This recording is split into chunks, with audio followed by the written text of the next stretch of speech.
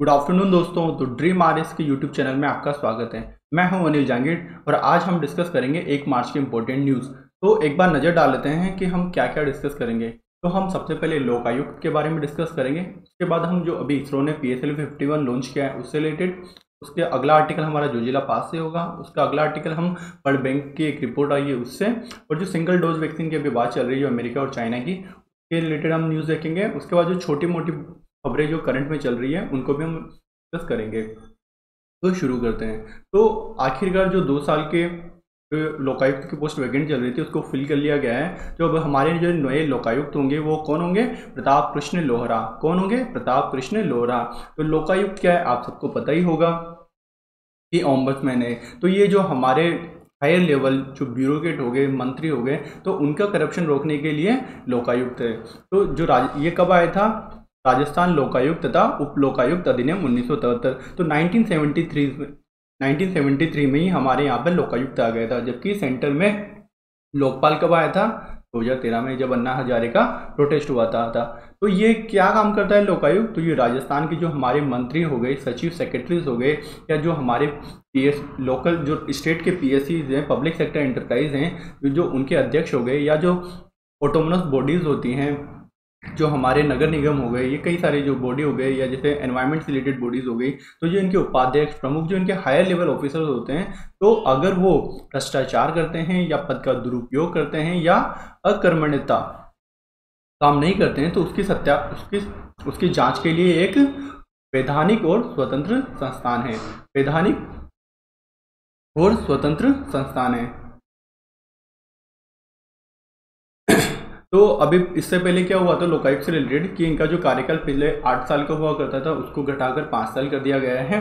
तो अब ये तो हो गई न्यूज़। अब हम इसका आते हैं डिस्कशन पार्ट में। तो लोकायुक्त में क्या कमी चल रही है और लोकायुक्त में हम क्या और कर सकते हैं, इस पर एक बार नज़र डाल लेते हैं। तो जो हमारे इससे पहले वाले लोकायुक्त थे कोठारी साहब, उन्होंने ये बोला था कि जो लोकायुक्त है उसके पास एक इंडिपेंडेंट खुद की एक अन्वेषण एवं अभियोजन एजेंसी होनी चाहिए। मतलब उनको अभी जो इन्वेस्टिगेशन करने के लिए दूसरी एजेंसियों पर वो डिपेंडेंट होते हैं। जैसे वो क्या बोलेंगे, एंटी करप्शन ब्यूरो को बोलेंगे कि आप इसके इन्वेस्टिगेशन करो, और उसके बाद गवर्नमेंट के पास जाएंगे कि हाँ इसके अभियोजन की स्वीकृति हमें दो। तो ये लोकायुक्त हमारे चाहते हैं कि इनके पास खुद की एक इंडिपेंडेंट प्रोब एजेंसी हो और इनके पास अभियोजन के पावर हो। तो अभी क्या है, अभियोजन के लिए अगर आप ACB का एक केस देख लीजिए, अगर ACB अगर किसी को पकड़ भी लेती है, किसी सिविल सर्वेंट को, तो उसको अभियोजन, उसको इन्वेस्टिगेशन या प्रोसिक्यूशन के लिए गवर्नमेंट की परमिशन लेनी पड़ती है।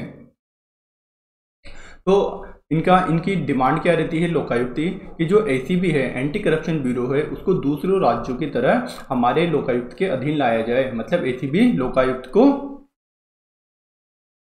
रिपोर्ट करे। अभी भी होता क्या है, अगर ACB पकड़ भी लेती है तो अभियोजन की स्वीकृति में देरी होती है। जो हमारा नया कानून है जो 2018 में अमेंडमेंट किया गया था, कौन सा कानून? Prevention of corruption amendment act 2018। तो उसमें भी अभियोजन के लिए एक स्वीकृत टाइमलाइन दी गई है कि इसमें अभियोजन देना जरूरी है, लेकिन उसको फॉलो नहीं किया जाता। तो हमारे लोकायुक्त ने चलो बोलो कि अच्छा एजेंसी नहीं दो तो कुछ पुलिसकर्मी दे दो। तो लोकायुक्त में गवर्नमेंट ने अप्रूव भी किया कि हाँ आपके लिए एक पुलिस प्रकोष्ठ बनाया जाएगा, लेकिन अभी तक इसमें कोई नियुक्तियां नहीं की गई है। तो अब आपने एक लोकायुक्त एक अच्छी एजेंसी बना दी एक अच्छे उद्देश्य के लिए, लेकिन आपने उसको कुछ पावर नहीं दिए। उसको इन्वेस्टिगेशन के लिए वो दूसरों पर निर्भर है, अभियोजन के लिए दूसरों पर निर्भर है, तो फिर बनाने का फ़ायदा क्या हुआ? तो अगर हम करप्शन की बात करते हैं तो जो हायर लेवल का जो करप्शन होता है, जो बड़े स्तर के अधिकारी लोग करते हैं, तो उनसे निपटने के लिए लोकायुक्त को और स्ट्रेंथन करने की जरूरत है। तो अभी ये हाईकोर्ट का एक जजमेंट आया था 2020 में कि अगर किसी पब्लिक सर्वेंट के अगेंस्ट कोई इंक्वायरी या इन्वेस्टिगेशन स्टार्ट करनी होती है तो गवर्नमेंट का प्राइवेट सेक्शन लेना जरूरी है। अब ये क्यों जरूरी है? क्योंकि जो 2018 में अमेंडमेंट किया गया था प्रिवेंशन ऑफ करप्शन एक्ट में, तो उसमें जो ये नया सेक्शन ऐड किया गया है 17A, इसके मुताबिक ऐसा करना जरूरी होता है। तो हम एक बार इस 17A को भी देखेंगे। उसके उसके अलावा अब ये विधानसभा सत्र चल रहा है, तो यहाँ पर बीजेपी के कुछ लोगों ने ये इशू पे उठाया था कि अभी भी जो हमारे लगभग 280 केस हैं जहाँ पर ऑफिसर्स को ब्राइबरी के में पकड़ा गया है, लेकिन उनके अभियोजन की स्वीकृति गवर्नमेंट की तरफ से नहीं मिली है। तो क्या हो रहा है कि हमारे जो करप्शन के लिए जो हमारा एसीबी हो गया है या जो लोकायुक्त हो गया है, ये किन पर डिपेंडेंट हो गया है? गवर्नमेंट के लिए। तो गवर्नमेंट क्या करप्शन के लिए इनको गवर्नमेंट पे डिपेंड होना चाहिए? बिल्कुल नहीं होना चाहिए, क्योंकि इनका काम है गवर्नमेंट से स्वतंत्र रहकर देश हमारे राज्य में करप्शन को कंट्रोल करना। लेकिन ये करप्शन को कंट्रोल करने के लिए अगर गवर्नमेंट पे डिपेंड हुए थे, अगर गवर्नमेंट किसी ऑफिसर जो उनका लोकप्रिय होगा, जो उनके आइडियोलॉजी से बिलीव करेगा, तो उसके लिए शायद वो अभियोजन की स्वीकृति ना दें। तो जो कटारिया साहब है उन्होंने ये बोला था कि जो सुप्रीम कोर्ट का डायरेक्शन है, तो उन्होंने उसके हिसाब से अप्रूवल तो लगभग 3 महीनों में देना चाहिए। लेकिन हमारे यहाँ पर अप्रूवल अगर 3 महीनों में नहीं दिया जाता है, तो ऐसे जो करप्ट ऑफिशियल होते हैं उनका जो मोरल और बूस्ट होता है कि अच्छा और करप्शन करो, क्या ही है, गवर्नमेंट तो अपनी है, अपनी तो नेताजी से साठगांठ है, वो तो अप्रूवल देंगे नहीं, तो अपन छूट जाएंगे। अब इससे पहले 2017, अब जब करप्शन की बात आ गई है, लोकायुक्त की बात आ गई है, अधिकारियों की बात आ गई है, तो एक 2017 में जो राजस्थान की उस टाइम की जो गवर्नमेंट थी, उन्होंने एक कानून लाए थे। उसको बाद में खैर प्रवर समिति ने नकार भी दिया था और उस कानून को अस्तित्व भी फिर समाप्त हो गया था, उसको उन्होंने वापस ले भी लिया था। तो लेकिन ये उस समय का काफ़ी बहुत बड़ा मुद्दा था, इसको काला कानून भी बोला गया था। इवन राजस्थान पत्रिका ने तो पब्लिश करने की एक दिन के लिए प्रोटेस्ट के दौर पर पब्लिश करना भी बंद कर दिया था। तो उसमें क्या था कि ये जो सीआरपीसी था, जो हमारा क्रिमिनल कोड ऑफ प्रोसीजर है 1973, उसमें अमेंडमेंट, उसके जो सेक्शन 156 थे, उसमें अमेंडमेंट लाकर ये किया जा रहा था कि कोई भी पब्लिक सर्वेंट हो गया, जज हो गया, मजिस्ट्रेट हो गया, अगर इनके खिलाफ एलिगेशन लगता है और आपको कुछ इन्वेस्टिगेशन करनी है, तो पहले गवर्नमेंट का अप्रूवल लेना पड़ेगा। और इवन जो जर्नलिस्ट होते हैं वो जब तक गवर्नमेंट का प्रोसिक्यूशन के लिए अप्रूवल नहीं मिल जाता, वो इनके नाम भी रिवील नहीं कर सकते। तो आप ऐसे अखबार में ऐसे नहीं लिखते कि हाँ इस फलाना अधिकारी को करप्शन में पकड़ा गया है, नहीं, क्योंकि अभी तक उसके लिए प्रोसिक्यूशन के लिए गवर्नमेंट की तरफ से अप्रूवल नहीं आया है। तो इस तरह से ये एक जर्नलिस्ट जो हमारे प्रेस की स्वतंत्रता था उसको भी बाधित करता था, और उसके अलावा जो करप्ट ऑफिशियल हैं उनको भी काफ़ी प्रोटेक्शन मिल रही थी। तो इसको बाद में नकार दिया गया। अब जो prevention of corruption amendment act जो 2018 में आया था, उसमें क्या सबसे इंपॉर्टेंट प्रोविजन क्या था कि उसमें ब्राइब देना भी एक गुनाह गिन लिया गया था, कि अगर आप ब्राइब लेना तो होता ही है, ब्राइब देना भी, अब ब्राइब गिविंग भी एक करप्ट एक्ट माना जाएगा। तो इसमें एक सेक्शन 17A भी ऐड किया था। उसके हिसाब वो क्या बोलता है कि अगर कोई भी एंटी करप्शन एजेंसी है, चाहे वो सीबीआई हो या स्टेट की कोई एजेंसी हो, तो अगर वो किसी पब्लिक सर्वेंट के ऊपर इंक्वायरी या इन्वेस्टिगेशन करना चाहती है, तो उसके लिए उसको अगर सेंटर में होगा तो सेंटर, अगर स्टेट होगा तो स्टेट गवर्नमेंट का अप्रूवल लेना पड़ेगा। और इसमें सारे पब्लिक सर्वेंट इंक्लूड कर लिए थे, जो लोवेस्ट एडमिनिस्ट्रेशन में जो लोवेस्ट रैंक के ऑफिसर होते हैं उनको भी। अब क्या ऐसे MP MLAs के लिए भी कोई है? हाँ बिल्कुल है। वहाँ पे अप्रूवल किसका लेना पड़ता है? स्पीकर का अप्रूवल लेना पड़ता है।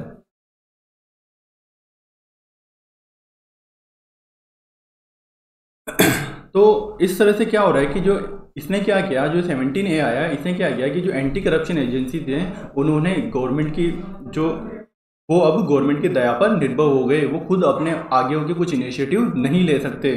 तो अगर आपको, चलो प्रोसिक्यूशन तो अलग बात है, अगर आपको इन्वेस्टिगेशन के लिए अगर ऑर्डर नहीं मिल रहे हैं गवर्नमेंट की तरफ से, तो फिर आप कैसे फाइंड आउट करोगे कि ये करप्ट है या नहीं है? क्योंकि इन्वेस्टिगेशन में आप नहीं होना चाहिए, प्रोसिक्यूशन हाँ भले से उसके ऊपर केस चले तब आप भले से गवर्नमेंट का अप्रूवल होना चाहिए, लेकिन इन्वेस्टिगेशन तो एक फेयर एंड फ्री होनी चाहिए, उसके लिए अप्रूवल लेना जरूरी नहीं होना चाहिए।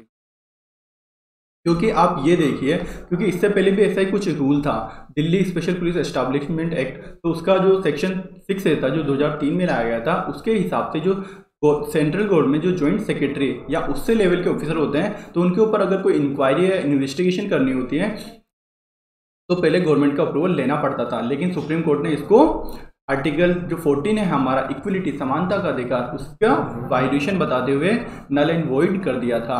तो अब लेकिन उसके बाद 17A आ गया। ये तो ये तो चलो ज्वाइंट सेक्रेटरी के ऊपर के ऑफिसर की बात करता था, इसमें तो सारे ही ऑफिसर आ गए, तो कभी ना कभी इस पर भी डिबेट होगी इन फ्यूचर। अगला आर्टिकल हमारा सीए से रिलेटेड है कि जब आप सबको पता होगा कि जब नागरिकता संशोधन अधिनियम और उसके बाद नागरिकता संशोधन कानून 2019 में आया तो देश में काफ़ी बवाल मचा था। अब ये क्या था एक बार वो देख लेते हैं। इससे क्या हुआ कि जो 31 दिसंबर 2014 या उससे पहले जो भारत में अफगानिस्तान, बांग्लादेश या पाकिस्तान के जो हिंदू, सेकेंड नंबर पर सिख, थर्ड बौद्ध, 5 जैन, 6 पारसी और ईसाई, 1 2 3 4 6 सॉरी हिंदू, सिख, बौद्ध, जैन, पारसी, ईसाई, छह जो धर्म है उनके जो रिलीजियस माइनॉरिटी है जो वहाँ पर जो प्रोसिक्यूशन की वजह से देश हमारे इंडिया में आ गए हैं तो उनको अवैध प्रवासी नहीं माना जाएगा। तो इससे पहले अगर इन लोगों को भारत की नागरिकता लेनी पड़ती थी तो कम से कम 11 साल रहना पड़ता था। अब इसको घटाकर कितना कर दिया गया है, 6 साल। तो अब हम देख लेते कि हमारे राजस्थान में भी क्या ऐसे कुछ डिस्ट्रिक्ट हैं, ऐसे कुछ जिले हैं जहाँ पर इस तरह के लोग काफ़ी लोग रहते हैं। तो हाँ बिल्कुल, पाकिस्तान से जो ज़्यादा लोग आते हैं वो कहाँ पे आएंगे, ओबियसली हमारा बॉर्डर टच होता है तो राजस्थान में। तो जो पाकिस्तान से जो शरणार्थी आते हैं उनकी संख्या राजस्थान में काफ़ी अधिक है। तो जो 3 जिले हैं मेनली जोधपुर, दूसरा कौन सा है, जोधपुर, जयपुर और जैसलमेर, जिसमें सबसे ज़्यादा कहाँ पे है, जोधपुर। तो अब यहाँ पर नागरिकता देने का अधिकार किसको है, जिला कलेक्टर को। तो इशू ये है कि सीए तो 2019 में आ गया था, लेकिन जो अभी तक 1.25 साल होने के बाद भी जो नियम हैं, जो रूल्स हैं वो अभी तक नहीं आए हैं। तो अभी भी जो सिटीजनशिप दी जा रही है वो ऐसे लोगों को पुराने रूल के थ्रू ही दी जा रही है। तो जो हमारा 1957 का जो एक्ट था उसके हिसाब से दी जा रही है, मतलब 11 साल के बाद। तो अभी लोगों को काफ़ी दिक्कत आ रही है। तो होने दो मोदी जी और शाह को इलेक्शन से फ्री, शायद वो कुछ लेके आए। अब पावर किसको है, तो इन 3 जिलों में कलेक्टर को सीधे नागरिकता देने का अधिकार है। तो आप शरणार्थी हो तो अगर आप कलेक्टर के पास आवेदन करो, फिर कलेक्टर आपका आवेदन कहाँ भेजेगा, जो हमारे गृह सचिव होते हैं उसके पास। उसके बाद जो नागरिकता फाइनली कौन देंगे, गृह सचिव देंगे। सबसे ज़्यादा शरणार्थी का हिंदू शरणार्थी कौन से जिले में, जोधपुर में। तो अब होना क्या चाहिए कि अब एक शिविर लगाकर इनको जल्दी से जल्दी राहत दी जानी चाहिए। तो जब भी सीए नागरिकता संशोधन कानून की बात आए तो हमें पता होना चाहिए कि हमारे राजस्थान में इससे रिलेटेड क्या है, कौन से डिस्ट्रिक्ट हैं जहां पर हिंदू शरणार्थी रहते हैं। अगला आर्टिकल हमारा जो अभी इसरो ने श्रीहरिकोटा से जो PSLV C51 लॉन्च किया है उससे रिलेटेड है। तो इन्होंने इनका जो मेन सैटेलाइट जिन्होंने लॉन्च किया वो ब्राजीली अमेजोनिया 1 था, ब्राजीली अमेजोनिया 1। तो इसके अलावा जो छोटे 18 उपग्रह थे वो भी ले गए, जो हमारे लोकल प्रोड्यूस किए थे कुछ यूनिवर्सिटीज़ के, कुछ USA के, उनको भी ले जाया गया। कहाँ पे ले जाया गया, तो ये पृथ्वी, ये अमेजोनिया की बात कर लेते हैं। ये क्या है, प्रति अवलोकन उपग्रह। तो इनको रिमोट सेंसिंग उपग्रह है। तो ये उपग्रह क्या होगा, जो अमेजन फॉरेस्ट है वहाँ पे आग भी लगे थे, पता होगा आपको लास्ट ईयर। तो अमेजन क्षेत्र में जो वनों की कटाई हो रही है, जो वहाँ का एग्रीकल्चर हो रहा है, तो रिमोट सेंसिंग डेटा से उसको मॉनिटर किया जा सकेगा। तो ये ब्राज़ील के लिए काफ़ी हेल्पफुल होगा और इससे हमारे जो ब्राज़ील और इंडिया के रिलेशन है उनको भी एक नई दिशा मिली है। तो और ये इसरो का 2021 में पहला लॉन्च है।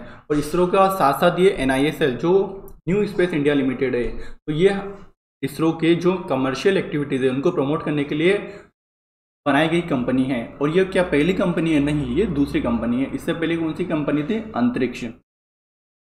तो अब अंतरिक्ष और NSIL, जब अंतरिक्ष पहले से था तो NSIL क्यों, तो अंतरिक्ष दोनों काम तो मार्केटिंग का करते हैं इसरो की, लेकिन फ़र्क इतना है कि जो अंतरिक्ष है वो क्या करता है, वो है हमारा आपूर्ति संचालन रणनीति। मतलब ये इसरो की बताएगा कि हम ये कर सकते हैं, ये कर सकते हैं, आपको करवाना है, इस कंट्री को करवाना है, आपको करवाना है तो हम कर देंगे।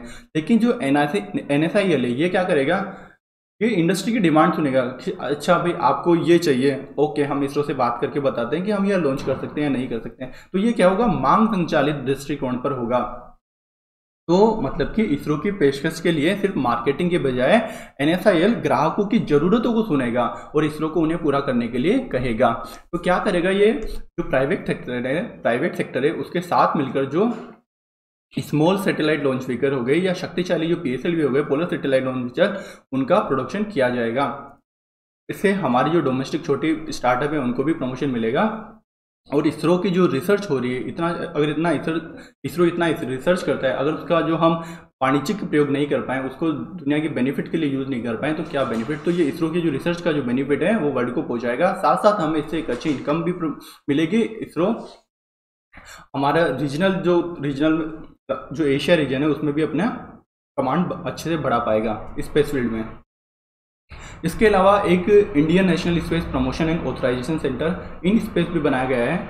तो ये क्या है कि एक इंटरफेस है, मतलब अगर इसरो एक साइड इसरो है, एक साइड प्राइवेट सेक्टर है। अब इसरो के पास दो मार्केटिंग कंपनियां कौन सी है, NSIL और अंतरिक्ष। अब इन दोनों के बीच में जो इंटरफेस है वो कौन सा है, ये सेंटर है, इन स्पेस सेंटर है। तो ये क्या करता है, इंटरफेस करता है। तो ये डिसाइड करते हैं कि एक तो जो स्पेस सेंटर है, जो इसमें जो नए नए PSLV ये सब लॉन्च हो रहे हैं, तो उनको रेगुलेशन का भी काम देखेगा, और जो मार्केट की जो डिमांड आ रही है, या फिर जो हमारे इसरो के जो संसाधन है, जो इसरो के रिसोर्सेज हैं, उनको कैसे और अच्छे से यूटिलाइज किया जाए, तो वो भी ये डिसाइड करेगा। चलते हैं हम हमारे अगले आर्टिकल में। तो इसरो में अभी इसने ये भी देख लेते कि इसमें भगवत गीता और मोदी की फोटो समेत 18 सैटेलाइट भेजे गए थे। तो अगला आर्टिकल हमारा वर्ल्ड बैंक की जो रिपोर्ट है, women business and the law 2021।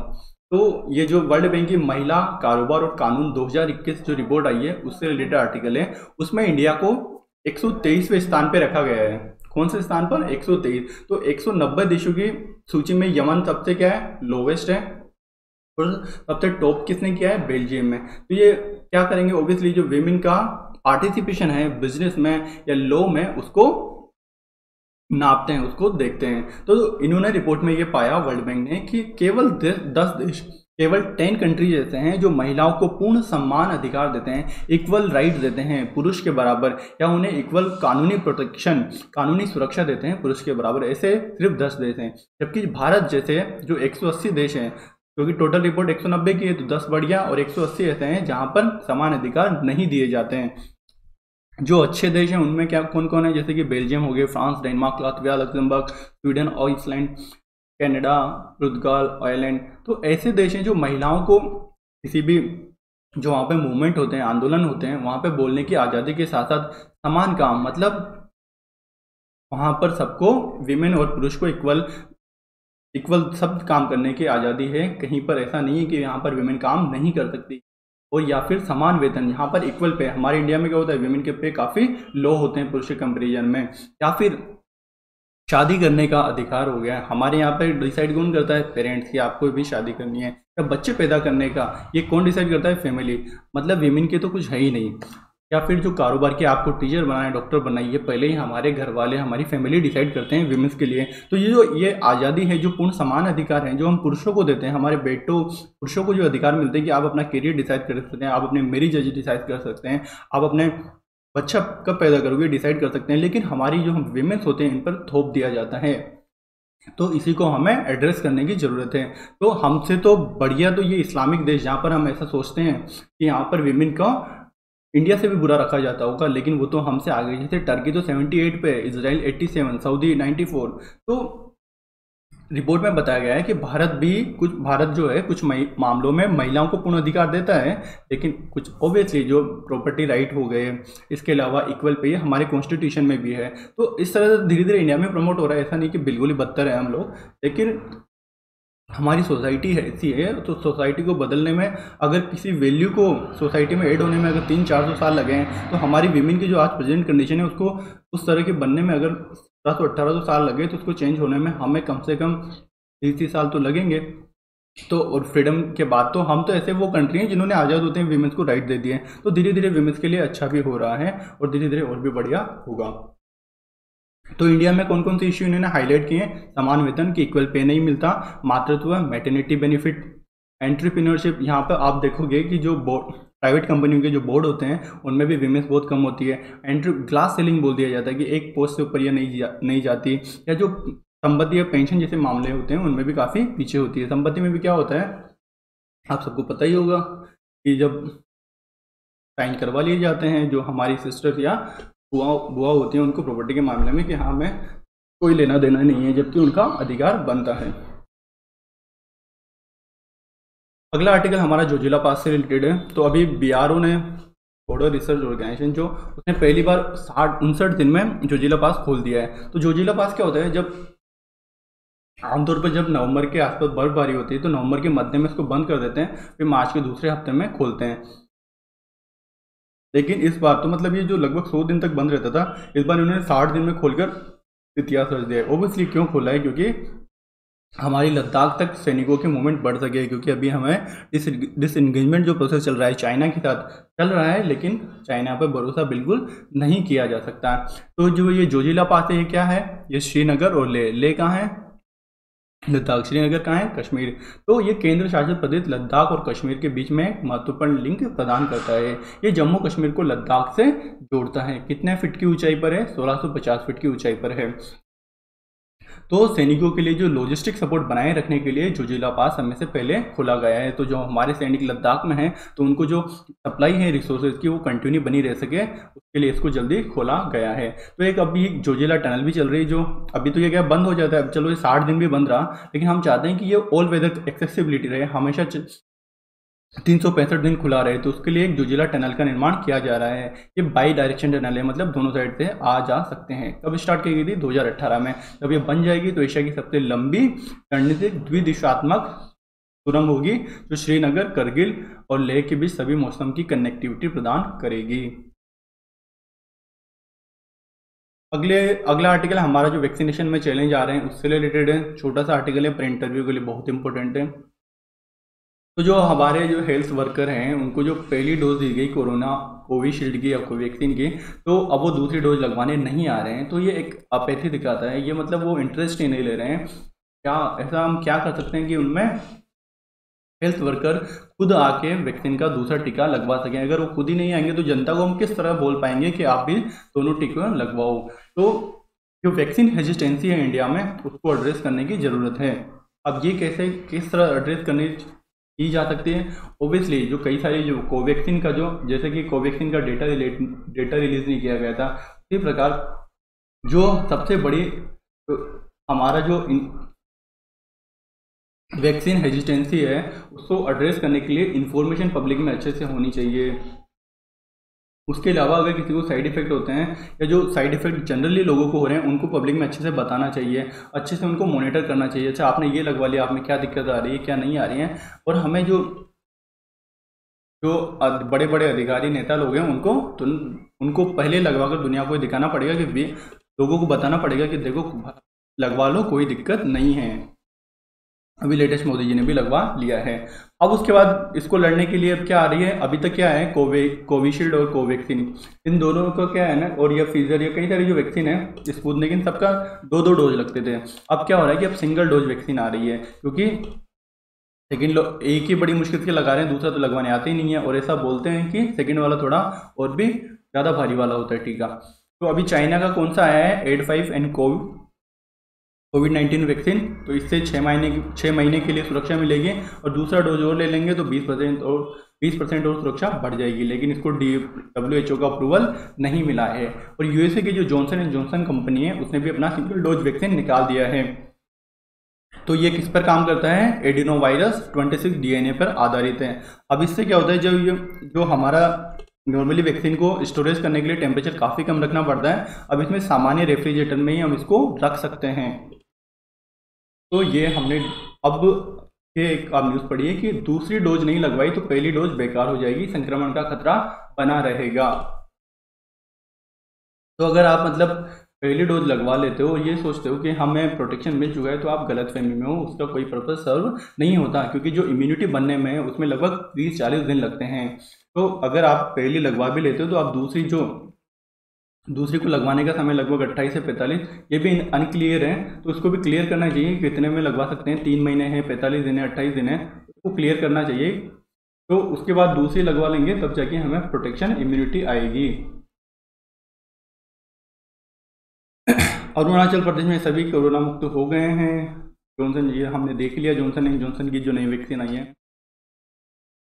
अब चलते हैं अगले आर्टिकल में। अब अगला आर्टिकल जो हमारा है, जो देश के बीच जो वर्ल्ड में इनइक्वलिटी है उससे रिलेटेड है। तो अभी जो अमीर देश हैं उन्होंने तो कोरोना जो वैक्सीन है उसकी काफ़ी सारे बम्पर मंगा के रिजर्व के लिए रख लिए हैं, लेकिन जो लगभग 125 देश ऐसे हैं, 125 देश ऐसे हैं वर्ल्ड में जिनको तो अभी वैक्सीन का नामो निशान तक नहीं देखा, उनको तो पता ही नहीं कि भाई वैक्सीन कैसे होती है कोरोना की। अब आलम देखिए आप, अमेरिका, जो कनाडा है उसने प्रति व्यक्ति 11 डोज आरक्षित कर लिए हैं। भाई जब लोगों को है एक ही नहीं मिल रहा है, जो 125 देश हैं, आप 11 क्यों, इतना क्यों दिखा रहे हो? मतलब जरूरत कम से कम, चलो ठीक है, जो आपकी पॉपुलेशन है उसके लिए आपको जरूरत है, लेकिन इतना तो मत करो कि अभी जैसे क्या होगा कि डिमांड एंड सप्लाई के हिसाब से चलता है मार्केट। सब अगर प्याज इकट्ठा कर लेंगे तो प्याज के दाम बढ़ जाएंगे। तो इस तरह जो असमानता है, ये इनकम में असमानता की वजह से वैक्सीन सप्लाई में भी असमानता आ रही है, तो हमें इसको एड्रेस करने की ज़रूरत है। चलते हैं हमारे नए आर्टिकल की तरफ। उसके बाद जो अमेरिका जो ये कोरोना फैलाया, तो जब कोरोना फैला तो ऐसा न्यूज़ चली थी कि अच्छा ये चीन की वुहान लैब से आया है, ये चीनी वायरस है। तो इसके कारण क्या हो रहा है कि जो रेशियल अब्यूज, जो नस्ली हमले हैं, वो चीनियों पर बढ़ गए हैं। इंडिया में क्या कर रखे हैं भाई, इंडिया में हमारे जो सीरम इंस्टीट्यूट है उसने लगभग जो आधा हिस्सा है ना कि हम जो प्रोडक्शन करें वो तो हम इंडिया में ही रखेंगे। ये बहुत अच्छा है, क्योंकि हमारी खुद की, अगर हम दूसरों का, हमारी खुद की पॉपुलेशन को सेव करना पहले बड़ा ज़रूरी है। अब जब हम एजुकेशन की बात करते हैं तो एजुकेशन को एक बेसिक सर्विस है। अगर अगर इसको हम लग्जरी मानेंगे तो इस पर फिर जीएसटी लगना चाहिए, तो इसी पे ये आर्टिकल है। तो अभी जो नीट की फीस है वो लगभग 5,000 रुपये, इस पर प्लस 18% जीएसटी। तो क्या हम ये मानते हैं कि जो नीट हो गई, जेई हो गई, ये क्या लग्जरी एग्जाम है? क्या नॉर्मल ये बेसिक एजुकेशन का पार्ट नहीं है? नहीं। तो जब एजुकेशन की बात करते हैं तो इन जो गवर्नमेंट कम से कम ये फॉर्म फिलिंग है ये सस्ते होने चाहिए।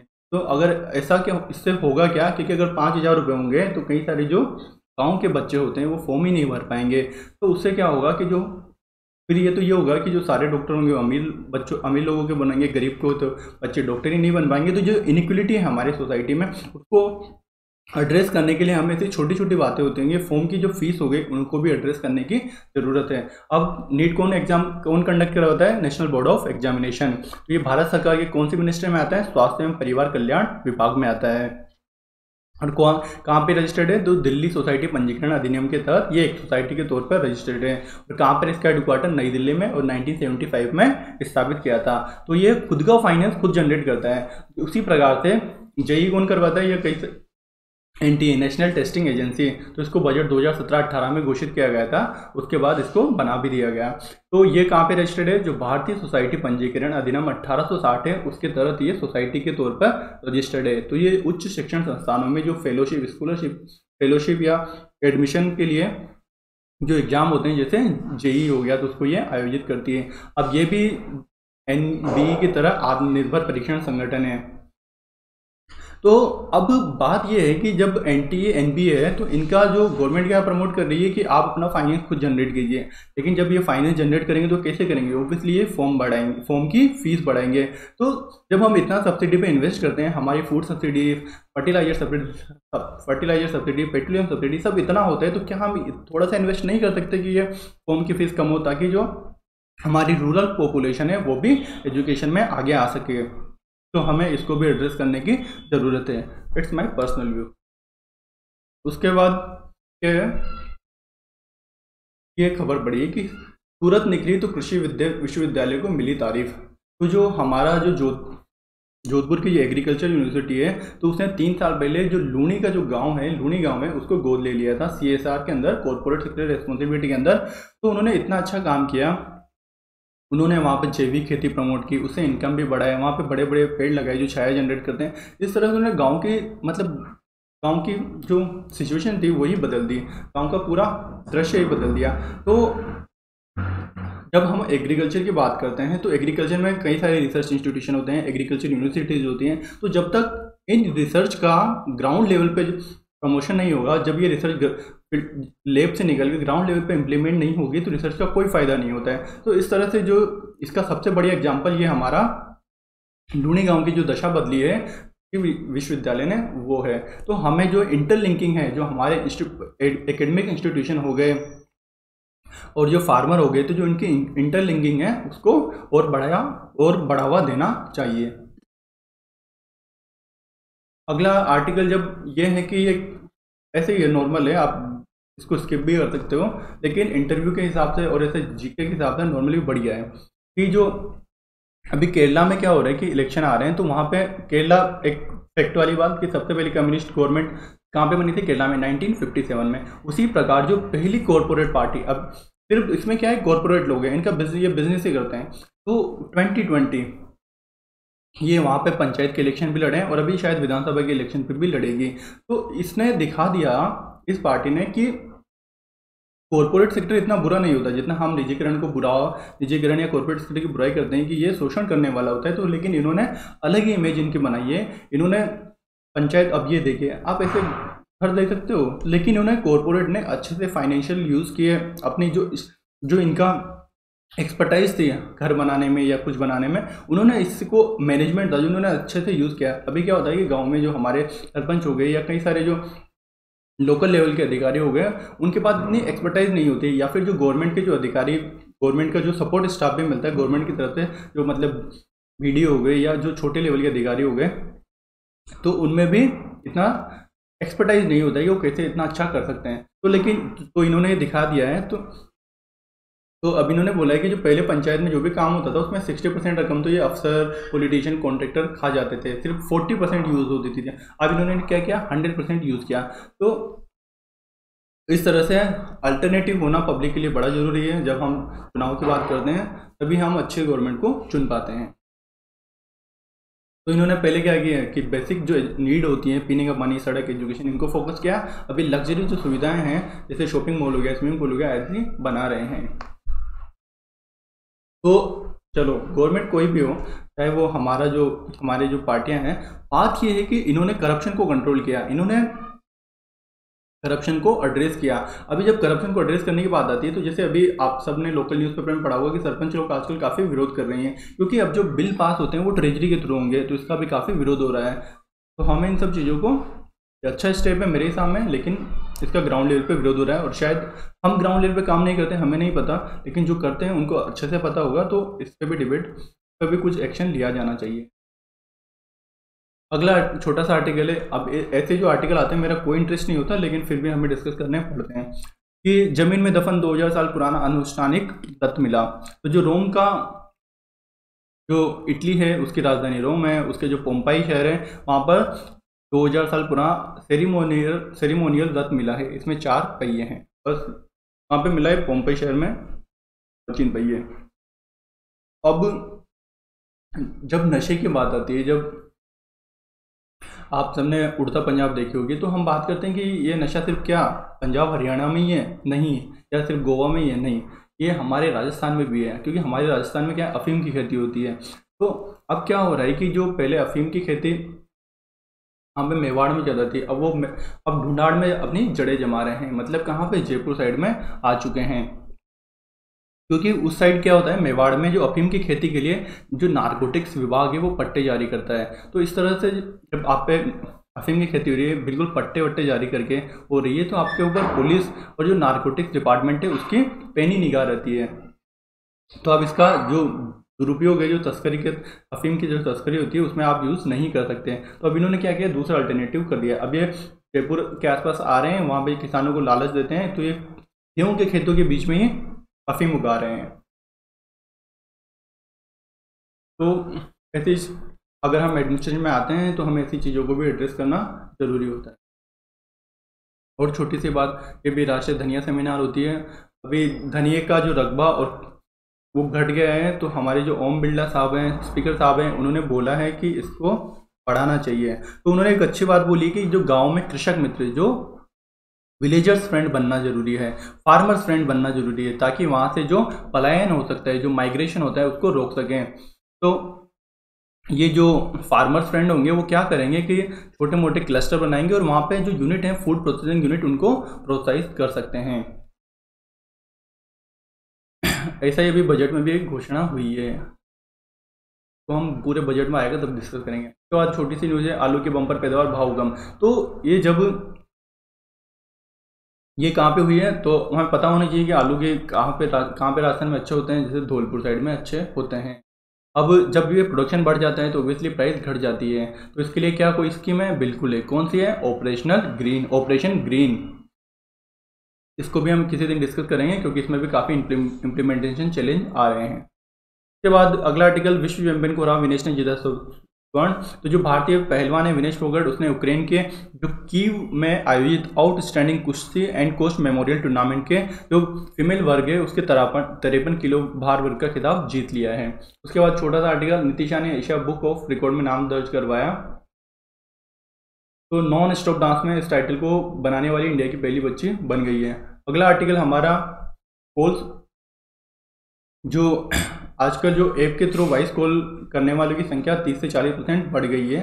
तो एक बार नज़र डाल लेते हैं कि क्या क्या कौन कौन सी ऐप चल रही है, कभी प्रीलिम्स में MCQ में डाल दें। तो फेस टाइम क्या है? आईफोन टू आईफोन की ऐप है, इसमें रिकॉर्डिंग नहीं होती है। व्हाट्सएप आप सबको पता ही है कि इसमें रिकॉर्डिंग की जा सकती है, अगर हम कोई दूसरा ऐप इंस्टॉल करते हैं तो उसके थ्रू रिकॉर्डिंग की जा सकती है। सिग्नल क्या है? ये अभी इसका जब इयान मस्क ने ट्वीट किया तो उसके बाद इसके प्रमोशन काफ़ी बढ़ गया है। सिग्नल भी क्या होता है कि यूजर्स की इंक्रिप्शन जो सिक्योरिटी डेटा की सिक्योरिटी की गारंटी देता है। और एक और ऐप है लाइन। तो ये क्या है, सबसे ज़्यादा जो क्रिमिनल लोग होते हैं वो इसी को यूज़ करते हैं, जो सटोरिये होते हैं वो इसको यूज़ करते हैं।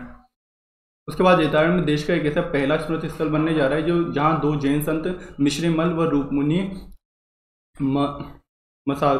मडोत्सा का समाधि स्थल एक साथ होगा। सॉरी गाइस, इसके मुझे पढ़ना भूल गया ये क्या है। तो आज के लिए बस इतना ही, कल हम फिर मिलेंगे। Bye bye.